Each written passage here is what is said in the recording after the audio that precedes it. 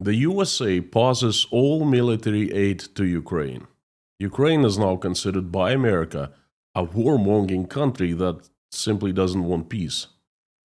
The USA suspends Ukrainian refugee program, the Uniting for Ukraine, or U4U, that allowed Ukrainian citizens and their families to come to the United States for temporary protection. The USA is drawing up a plan to potentially give Russia sanctions relief. Washington started seeking to restore ties with Moscow. Russia agrees to mediate the United States of America in negotiations with Iran on its nuclear program. And the USA slaps 25% tariffs on its three biggest trade partners: Canada, number one, Mexico, number two, and China, number three, triggering reciprocal tariffs on American companies and starting the biggest trade war in the last 100 years. And the last but not least, Russian authorities and Z patriots, the Z community, are celebrating the victory, as Russia has put a split between the USA and Ukraine and caused the start of the global turmoil. I want to discuss all that in details and give you my takes on that, kind of walk you through and share what I know and how I see this situation. Howdy, everyone. My name is Konstantin. Welcome to Inside Russia, where usual Russia is explained by unusual Russian. I guess in the usual world is explained by the unusual Russian now. You will not find any propaganda, BS, or lies. Instead, you will find plenty of truth, common sense, and logic and emotions, because I'm a human being after all. This is a very unusual live stream for my channel Inside Russia, and I don't want to have a live stream at the end because it's simply too emotional for me. I hope you understand. Instead, I invite everyone to finish this live stream with a prayer. And we have a lot of things and people to pray for this time. Friends, all of a sudden, we find ourselves in a much unsafer, much more turbulent, much more unfair, and much scarier world. It is not about Russia and Ukraine any longer. It is about the world changing, or should I say, going nuts. The current political system, the current world order is changing fast. There are events unfolding in front of our eyes that are hard to believe. I have two words for this situation right now: chaos and insanity. And today I'll explain why I choose these two words. In the last 2 weeks, I'm feeling like the world is spinning around me, and in the last 2 days, it feels like it's kicked into a higher gear. This isn't a typical stream, like I said. Instead of one message, I will talk of multiple global events unfolding right now. And these events will have an effect on all of us, regardless where we live, in the United States, in Europe, in Russia, in Ukraine. These things will affect us one way or another. I want to walk you through this current situation the best I can. I'll start with the US military aid to Ukraine. That is, it's all unbelievable, but this is quite unbelievable. The USA has stopped all military aid to Ukraine. It's done. They're saying, the administration is saying it's been paused. They're not saying when and if this military aid will resume. So for now, we just consider it has stopped. This is where the word about spinning comes in. The world starts spinning right here, right now. It is the last thing I expected. I think we all expected. This is the change of course for America as the country. By this move, the USA, I'm going to use this very harsh word, betrays Ukrainians. This is how I see it. This is a betrayal. It betrays Ukrainians and greenlights Russia. It basically shows that the United States is turning away from Ukraine and towards Russia. It greenlights Russia for overtaking Ukraine. I mean, it's obvious. Without military aid, Ukraine will suffer. Ukraine will be weaker. And for 3 years, the global community, led by the United States of America, by the way, were making Ukraine stronger. And now the direction reversed. The USA just greenlighted Russia for overtaking Ukraine and marching further west into Europe.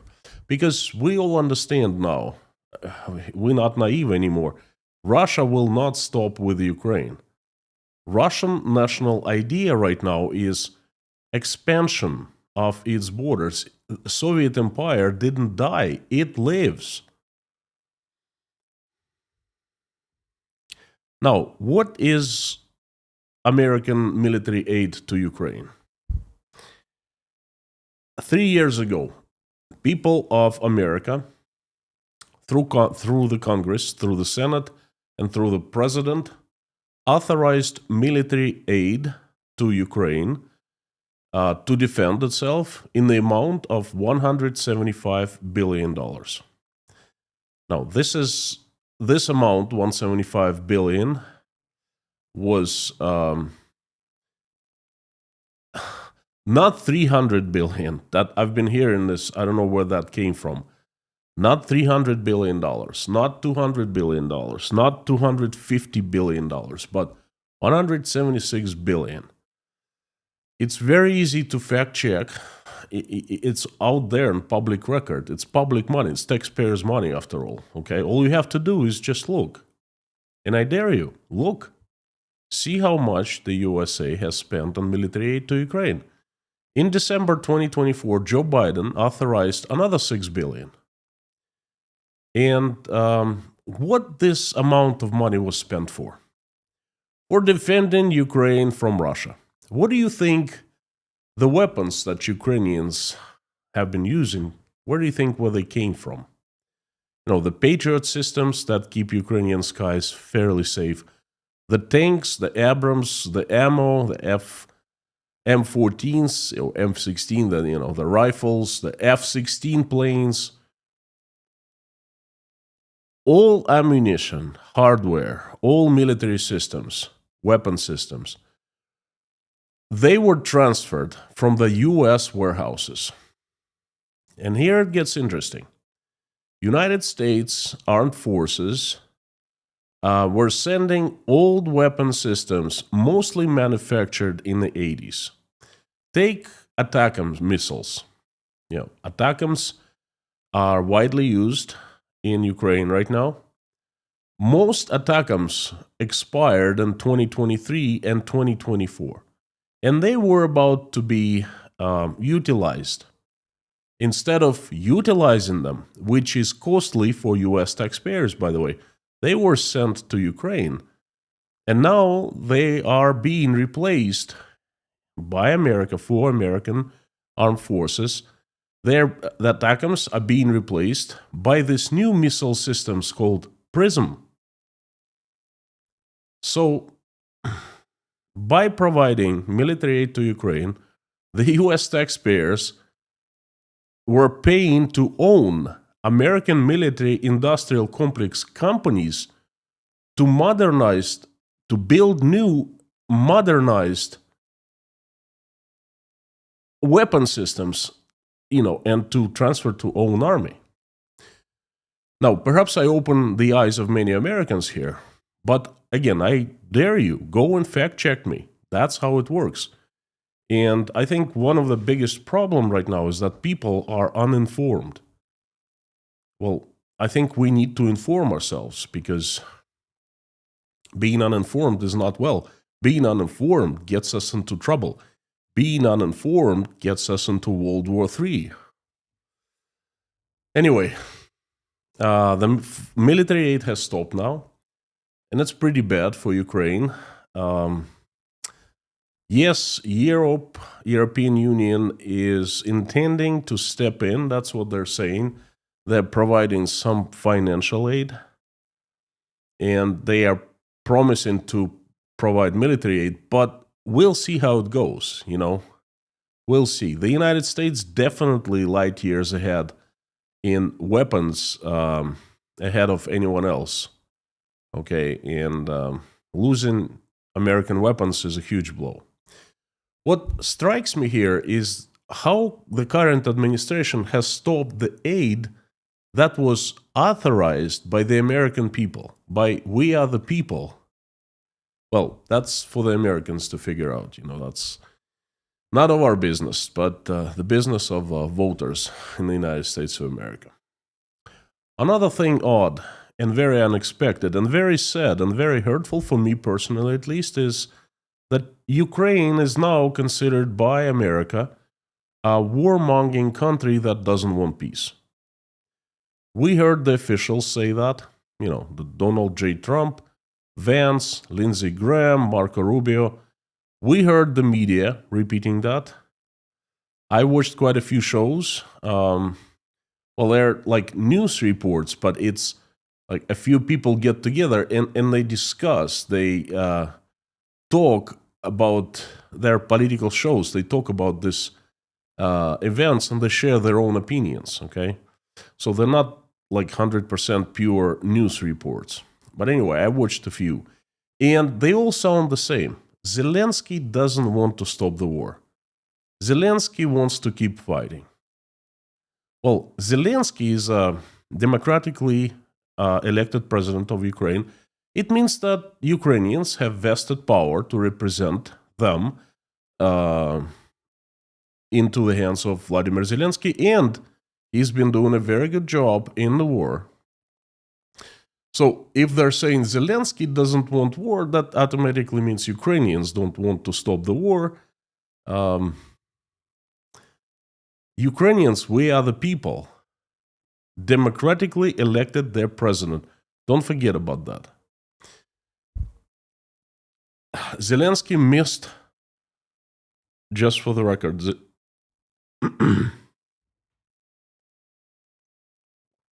Zelensky missed presidential elections, but that is according to the constitution, because the country is at war. And in Ukraine, elections of the president not supposed to happen during the war, only after peace is reached, okay? So now let's just say it one more time. Ukraine wants to continue fighting the war. Ukraine is the victim. It's been attacked, treacherously attacked by Russia. 20% of land of Ukraine has been lost to Russia. It's occupied by Russia right now. The resources, the people, the cities, the villages. So many Ukrainians have been affected, and they want to continue fighting this war. This cannot be far from the truth, okay? I want to call this out right now. We are seeing a huge case of substitution of concepts. Folks, this is manipulation. I have seen it so many times done in Russia. These media people, they're manipulating you. Ukraine wants peace on the terms of Ukraine. And what Trump is proposing, the immediate ceasefire, etc., it's not peace. It's capitulation. That is submitting to Putin. Ukrainians do not want to do that, and they should not. They must not. They must not capitulate. I will say it again and again. They must stop Putin. They are the front line of defense against Russia's expansion. And what Trump administration is proposing is standing on knees in front of Putin. So I know Ukrainians well. I worked in Ukraine. I lived in Ukraine. They're peaceful people. They certainly don't want to fight any wars. They want peace on their terms. They don't want to become a part of Russia. They want to be a sovereign country, that we are the people of Ukraine make decisions for themselves. And I think it's a wonderful thing. Now, moving to next event unfolding.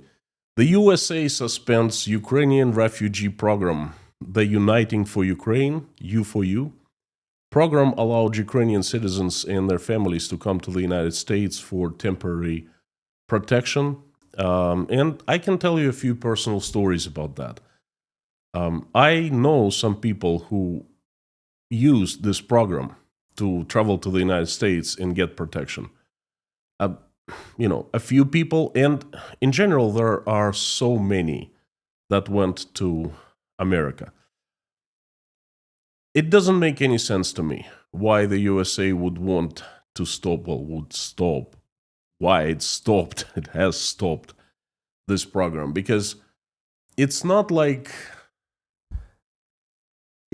Ukrainians came as refugees and permanently to the United States and started receiving money, subsidies, food, whatever, from the US government, from the taxpayers.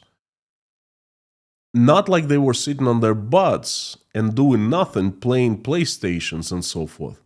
No, they were given work authorization. And they worked, they found jobs, and they paid taxes. They added value to the American economy. And that's what America is all about, or was all about. I don't know about now, but I hope it still is the case. America is the country created by the immigrants, people who seek the best for themselves and for their families. They come to the USA and they work. I did not see one immigrant who was sitting on his or her butt and doing nothing. That's not why you come to the United States of America. You can do that at home. In America, you work. And you get rewarded for that. That is why people go there. And Ukrainians also worked, okay? And they were adding to the American economy. They earned pensions for the Americans. That's because they were paying taxes, and partially their taxes went for, pensions for the pensioners, for the retired folks. So I want to say this. God bless America and American people for having this program for 3 years. It's been stopped now, okay, but thank you for having it for 3 years, because it was a life saver for a lot of good people of Ukraine. The program has been stopped. Now a lot of people are in trouble. They're facing tough choices. That's definitely the decision of the American people. It's up to the American people to decide what to do next. They have spoken. The program has been closed. Thank you for having it for 3 years. I am sending my gratitude on behalf of the Ukrainians. Another big event. The USA is drawing up a plan to potentially give Russia sanctions relief. I actually did not believe when I saw this news. I double-checked. I fact-checked. And Reuters reported that. And yes, there are reports coming in that the USA is actually thinking how to give Russia relief, how to lift sanctions off. This is heavy. This is heavy. For me, for Russian citizen, disturbing. Lifting sanctions off will bail Vladimir Putin out. Russian economy is collapsing right now. I've said it so many times. Every week I give you examples, and this data that comes from Russia in 2025 is worse than ever. We're seeing troubles all over.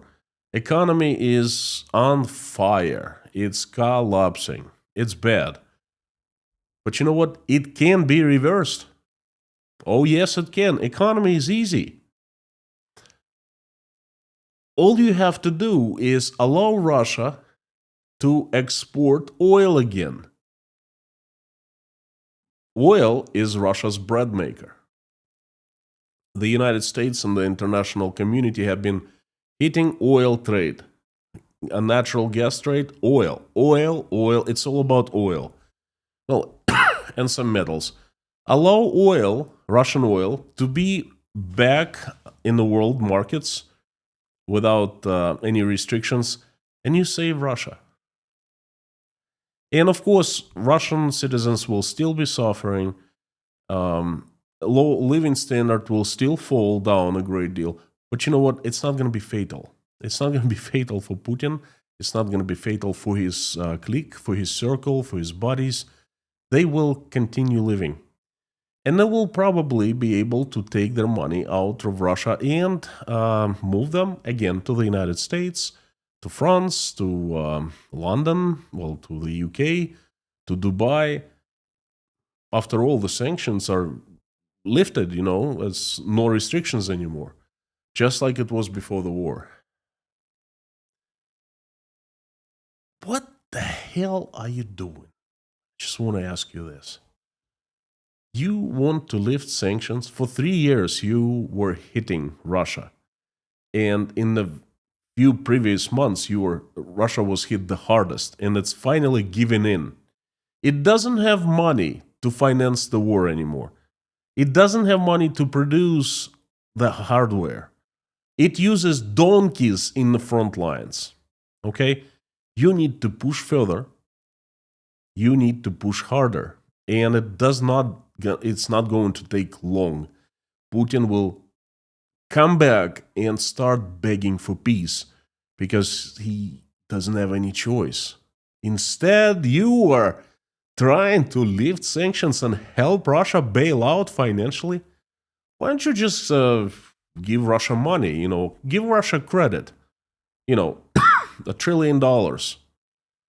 Why don't you just do that? Hey, Putin, here's a present for you. I don't know. I don't know what to tell you.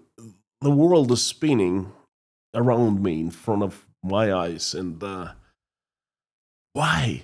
Why are they doing that?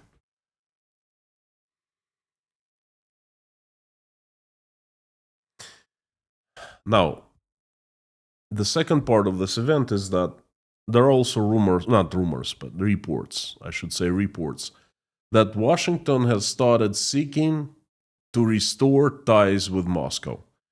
They're talking about communicating, putting diplomats into the capitals. And Lavrov has said that it's about time. The USA is a great country, and it's just a nuisance. It was a mistake to pause relationship between the two countries 3 years ago. You know what? It was a mistake, big mistake to invade Ukraine.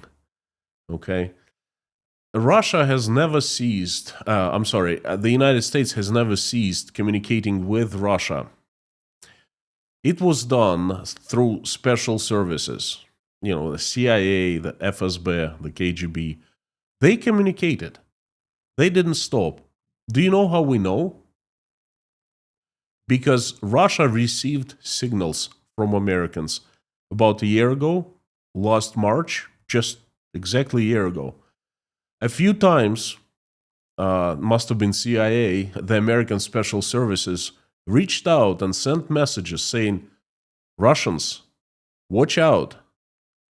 There will be a terrorist act. It is under planning right now, and Islamic extremists are planning in Moscow or perhaps other large city. Please be careful. They did it a few times. So there was communication. It never stopped. This very basic, this very special communication But somehow the Washington wants to restore formal ties with Moscow.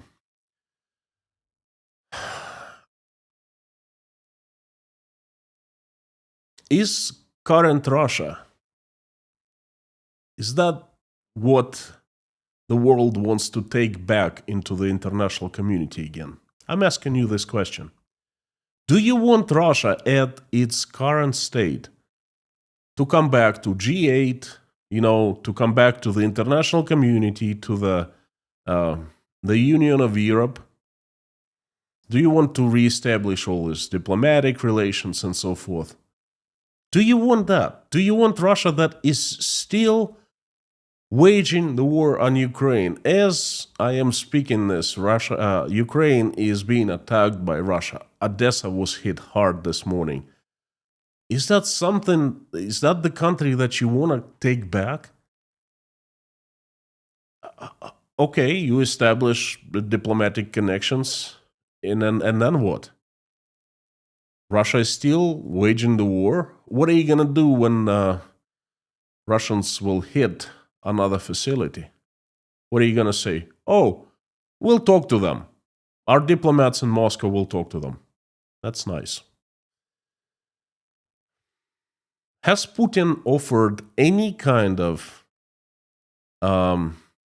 peace deal? Has he offered any kind of terms favorable to Ukraine? Has he done anything? No. He is just sitting in Moscow,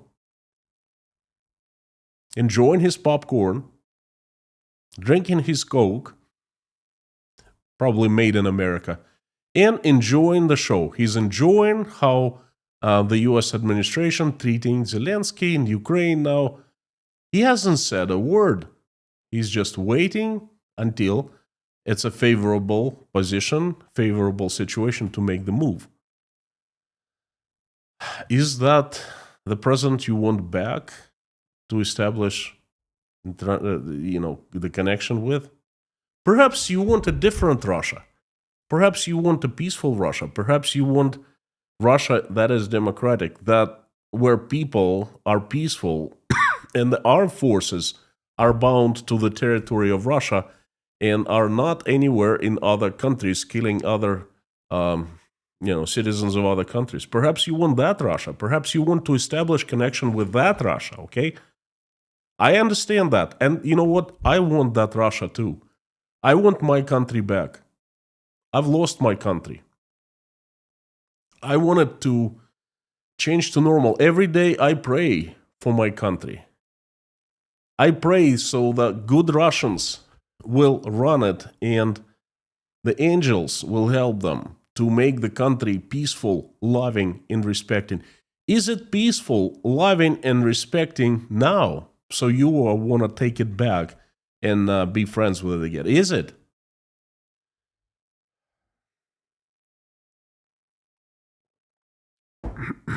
Please forgive me for being emotional.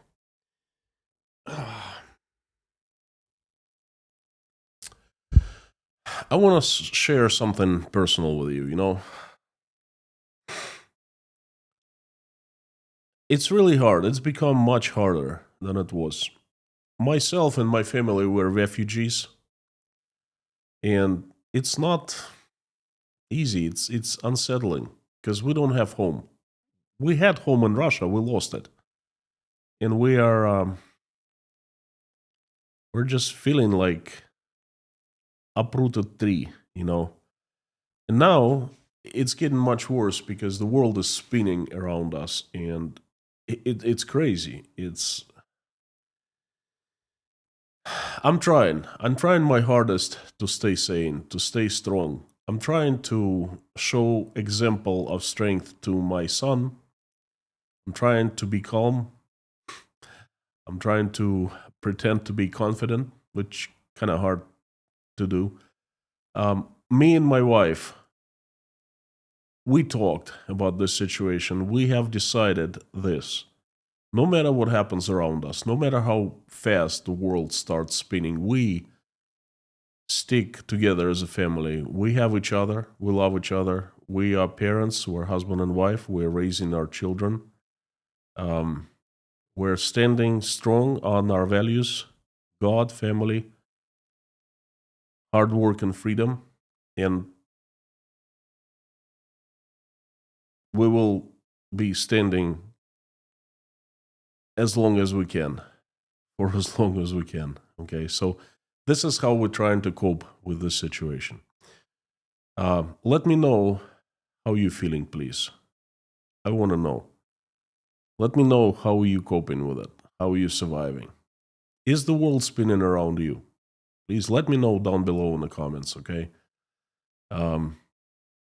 It certainly helps the algorithm of YouTube to spread my message, but this isn't why I'm asking you right now. I want to know your opinion. I'm sincerely interested in what you think, okay? Because it feels lonely here. Thank you. And of course, I'd like to thank everyone who helps me and this channel, who prays along with me, for me, who watches the video. Well, basically, it's you watching it right now. Thank you for watching. Thank you for liking. Thank you for subscribing. Thank you for commenting. Thank you for buying coffees at buymeacoffee.com, for Patreon, PayPal. That's the only way I get income these days. I'm demonetized from YouTube. That's another story that I'm gonna tell soon. It's so painful to tell that. Anyway, thank you so much, and thank you for sending me messages of encouragement, and thank you for your love. I appreciate it. Thank you from the bottom of my heart. Let's get to the message again. Well, that is also part of a message. I feel it's important to share how I feel, you know. Now, the next thing is happening, and this is probably more for Americans. I also want to ask you to share in the comments how you feel about that. Russia, this just came out today and this morning, and it seems to be true. It has not been officially confirmed anywhere by the United States, but the reports are coming in, and it was reported by Reuters that Russia agrees to mediate the United States of America in negotiations with Iran on its nuclear program. That move is a complete acceptance of Russia and Vladimir Putin personally as a partner, equal partner in the game of world politics. You see, Putin and Russia, they're not isolated any longer. They're not pariah any longer. Yes, for 3 years they were made pariah. They were isolated. The international community was slapping sanctions. Now, what sanctions exactly are we talking about? If Russia is mediating negotiations within the United States and Iran on serious topics, what sanctions? What pariah? That is, Russia is back with a big bang. Russia is a legitimate partner mediating global deals. What is this? Since when does the United States of America, the strongest country in the world that reaches out into the farthest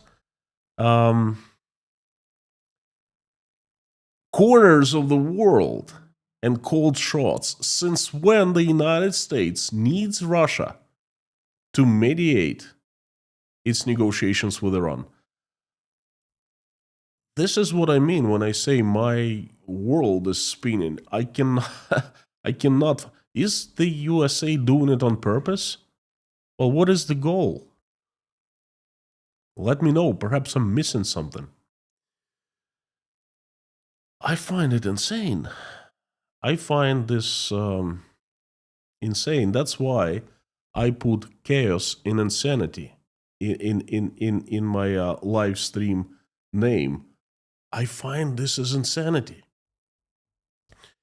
And I have 2 more events to cover. Moving on to the tariffs, the trade war.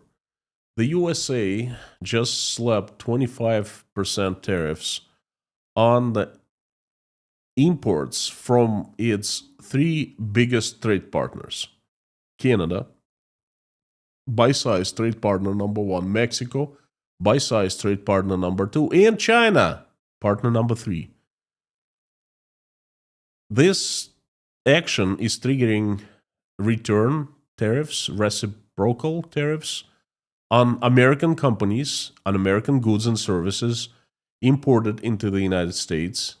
Exported from the United States to those countries. And this action has started the biggest trade war in the last 100 years.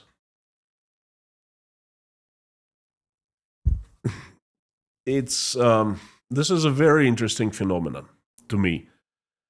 Well, I think it's a tragic phenomena, actually.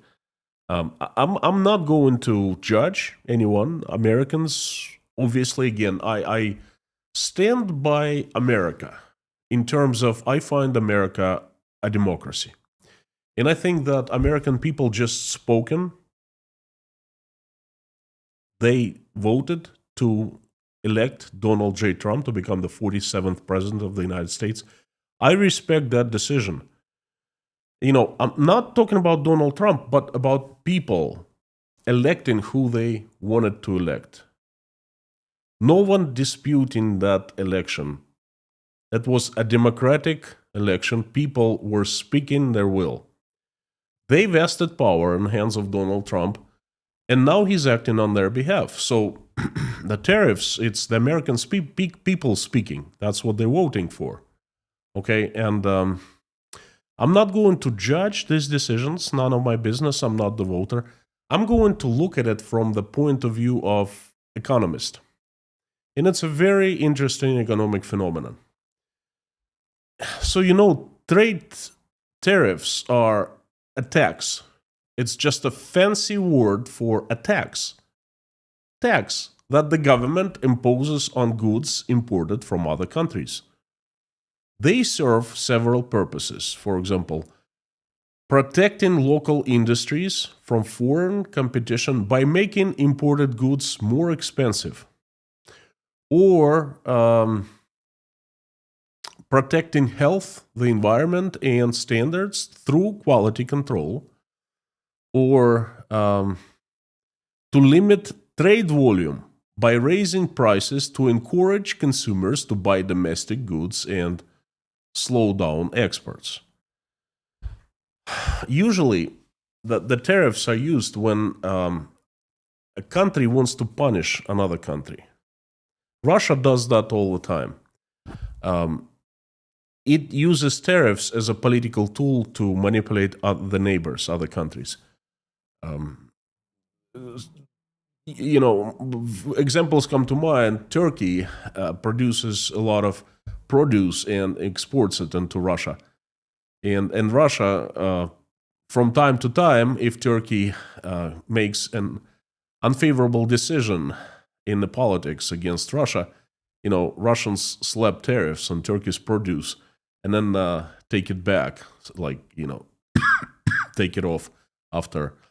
So tariffs are usually a tool used to punish another country, or it's simply a tool to quickly generate cash because it's a tax. It's a new tax.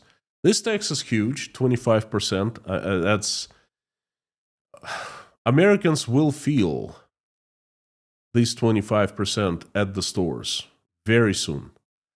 The United States, that is what I don't understand. The United States is trying to punish Canada, Mexico, and China.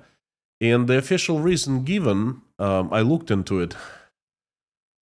Donald Trump is not satisfied with Mexico allowing illegal immigrants getting into the United States and cartels smuggling drugs,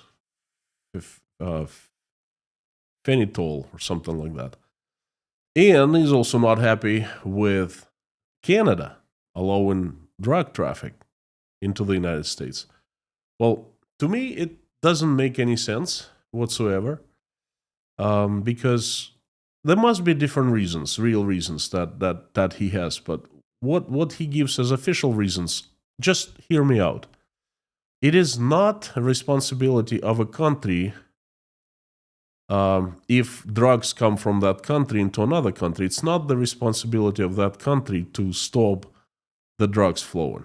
It's the responsibility, in other words, it's not the responsibility of Mexico or Canada to stop the drugs flowing into the United States. It's the responsibility of border control of the United States to stop the drugs flowing into the country. And that's how it works. It has always worked like that anywhere in the world. And we're seeing an absolutely new concept saying, oh, you must stop the drugs flowing. How can Mexican authorities stop that? And the illegal immigrants, again, it's the United States that needs to watch its borders. How about building a wall? That's a good decision. That's a good way to stop the illegal immigrants, okay? How about you change your immigration policies? How about you take legal immigrants from all over the world, find the best people who come and speak English and embrace American culture and work and pay taxes and add value to American economy. You take those and you just don't take the illegals. How about that? That's fairly easy to do. But instead, slapping tariffs on Mexico of 25%, that doesn't make any sense. Another thing, when I was a student in the United States at an American university, I was studying economics, and a sophomore year, or perhaps junior, I don't know, I was a class, International Economics 303, that type of thing, as far as I remember. And we were learning about cooperation between the United States, Canada, and Mexico. We were learning about special zones called maquiladoras that exist along the U.S. border in Mexico. We learned about the NAFTA agreement that eased three countries that basically created that unified economic environment, economic territory, that benefited all three countries. NAFTA is incredibly good solution to strengthen the economy of three countries. And the United States is the axis of this collaboration. It's the core of receiving benefit, so to speak. And by slapping 25% taxes on the goods produced in Canada and Mexico, you also got to understand most of those goods and services are produced by American-owned companies. They're just territorially located in Canada and in Mexico. So Americans now are putting 25% on American companies that manufacture in Mexico and in Canada. Just this is so odd. Anyway, what's going to happen next? Well, first of all, stock market obviously is going to suffer a lot, and what we're seeing right now is just the beginning. Companies are going to suffer a lot. That American companies that export to America. American people are going to pay much more money for the same amount of goods and services and the same quality of goods and services. Basically, they're going to be paying 25% more for the same thing. That is not going to be taken well by households. A lot of people will become poorer. The inflation is going to go up, well, obviously. And the Fed, the Federal Reserve System, bank, it's going to raise the interest rate to keep the inflation under control. And that's going to further slow down American economy. And that's a vicious circle. Okay, it's going to happen. It's already happened because the tariffs are there. Well, we'll see. It's something I really don't understand. There's one good thing that is going to come out of this thing. Oil is going to drop in price because there will be an global economic slowdown. USA economy will be declining, Canadian economy will be declining, and when there's a decline, less oil is used.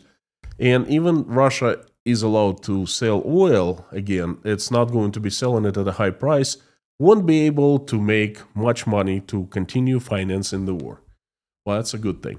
Is that a good thing for the United States? No, because the USA is #1 exporter of oil in the world, and American companies would lose a lot of money as well. But again, that's American economy. That's something that none of our business. The next event that I would like to give you my take on is 100% Russian. And this is a subjective opinion of mine. I am seeing it in the media all over, and I'm feeling it in the speeches that Russian authorities make. I'm feeling it in the news. This is the mood that is in Russia right now. Russian authorities and Z patriots, Z community, those who support the war in Ukraine, those who are real warmongers, they are celebrating the victory. Yes, they're celebrating the victory. They're corking champagne. They're toasting. Russia, in their eyes, has put a split between the USA and Ukraine. And one of the biggest reasons Russia started the war, according to them, was that Ukraine lost its sovereignty. Back in 2004, there was an Orange Revolution staged by the United States, and there was a second revolution, Maidan #1, Maidan #2, and the United States orchestrated everything, okay? And Ukraine lost sovereignty. Ukrainian people got under the influence of Americans through this regime. First it was Poroshenko, then Zelensky. And this government of Ukraine, nothing but puppets. That's the Russian propaganda I've been saying. That's Putin has been saying that and all. And now, for the first time, and I covered it in one of the previous videos, there is a split between the USA and Ukraine. The United States of America officially kicked out Ukrainian president from the White House. They asked him to leave. I mean, we all understand what it means. And it just stopped all military aid to Ukraine. So they're saying, we have reached our purpose. We have won. And this is exactly what we wanted to do. We wanted to Ukraine to drift away from the United States of America. And, it's been done. So it was worth fighting for. That's the message. That's the celebration. And the second, they are saying that Russia winning this war, Russia, becoming so strong and independent and so forth, has caused the start of the global turmoil. According to some Z patriots, Russia now will take over Ukraine, then devour Europe left without the US support, and there's a fight in the NATO countries right now. I have heard rumors of the United States threatening to leave or calls for the USA to leave NATO. We don't know how it's going to turn out, but there is a conflict inside NATO, and definitely NATO is weaker now than before. So they're saying that we have reached another goal. We have started a turmoil. Without Europe, without the United States, Europe will be taken over by us next after Ukraine. And then, after we have Ukraine, neighboring countries in Europe, a part of Russia, under full control, we will come to the USA. And the USA, at the time, will be weakened by this huge trade war that is happening. Obviously, it's going to be huge. It's going to blow up. It's really early to say right now whether it's going to ruin the U.S. economy or take a hit at the U.S. economy. We don't know, but it's not going to be good. It will weaken American economy, Canadian, Mexican and definitely Chinese economy. So when the USA is at weakest, we will be the mightiest. We will come and take over the USA. I've heard it twice.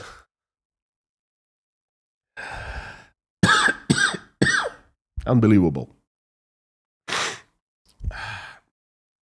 Unbelievable. They're celebrating. They're celebrating. They're not a pariah any longer. They're celebrating. Russia is not isolated.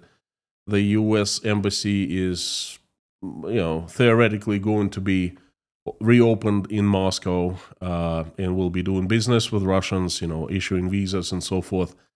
They're celebrating Ukraine getting cut off from the aid.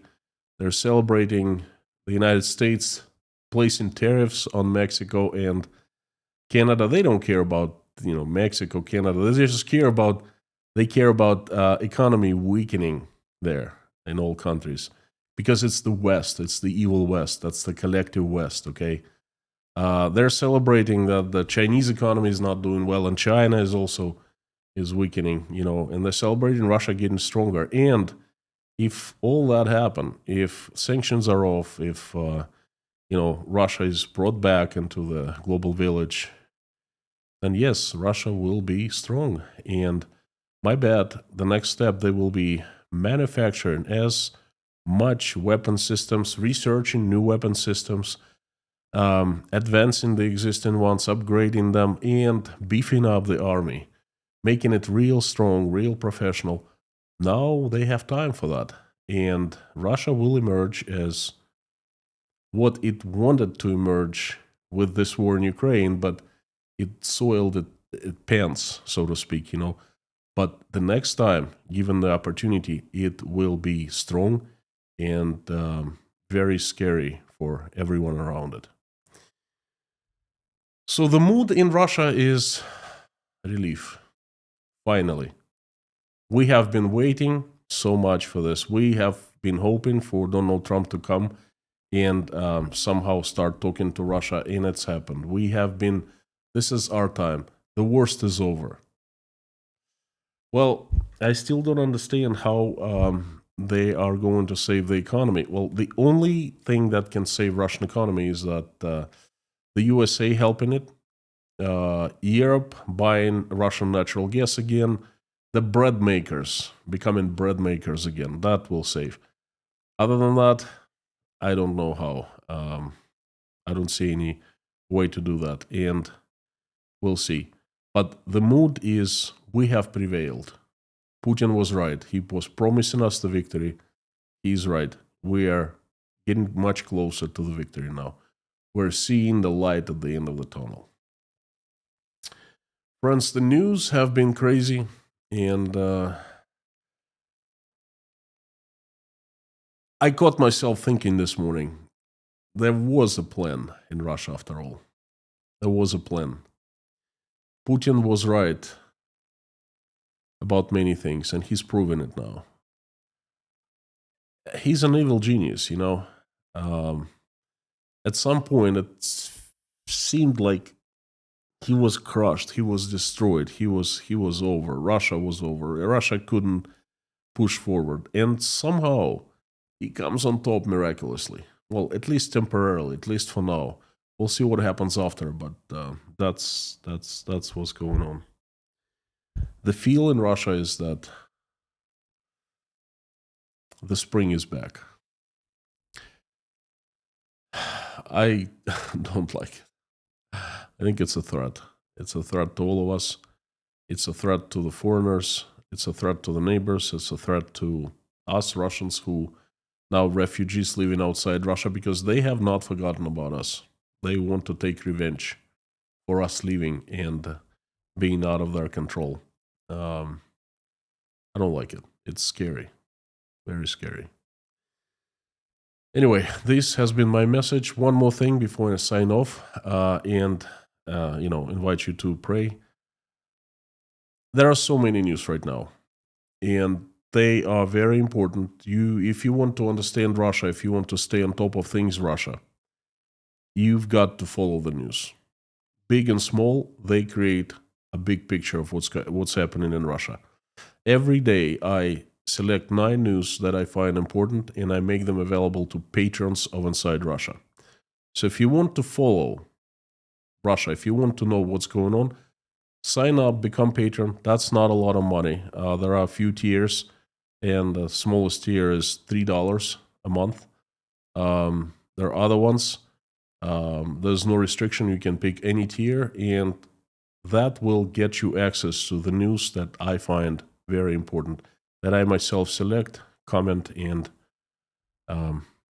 make available to you. So consider becoming Patreon. And friends, I would like to invite everyone to finish this live stream praying for Ukraine, for the United States, for Russia, for all the countries, because I still believe in people. I have faith in goodness. I think that our problems come from being uninformed, uneducated on things. And once we get informed, once we get educated, we change things, because all of us want the same thing. We want happiness. We want love. We want to live in joy. And this is what I want to pray about. So please join me if you're religious, and if you're not, still join me. You can call this process any how you like, but to me it's all the same. It's a prayer. Thank you. Dear Lord Jesus Christ, thank you so much for giving us this day. Thank you for putting food on our tables and giving roofs over our heads. Thank you for surrounding us with people who we love and who love us. Thank you for our families. Thank you for our children. And please give us wisdom to keep the skies above our children's heads safe and peaceful. Give us wisdom to raise our children in a way that they will, when they grow, they will make this world a better place and will not engage in any wars. For now, please keep our children safe and healthy. Dear Lord, I am asking for stopping the bloodshed in Ukraine. Please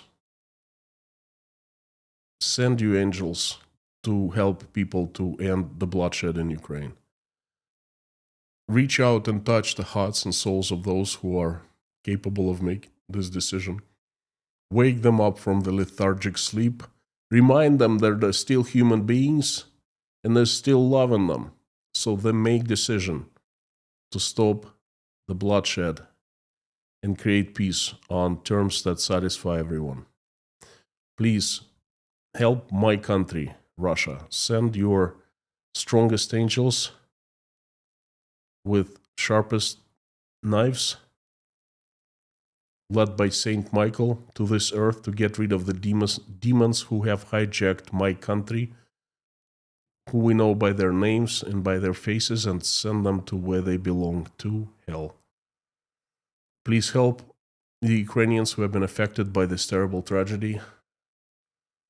Answer their prayers and make their wishes come true. Bring peace to Ukraine. Please help people in all the countries, including the United States of America, Russia, Ukraine, Europe. Please help everyone who is in dire straits, in trouble, in danger. Send safety. Please help everyone who is traveling. Send them safe travels. Help single mothers and fathers who are struggling, raising their children, trying to make ends meet. Please help those who are hungry, who are barely making it. Please help who are scared because they don't have enough money. Help those who are depressed, sick, addicted, homeless, jobless, struggling,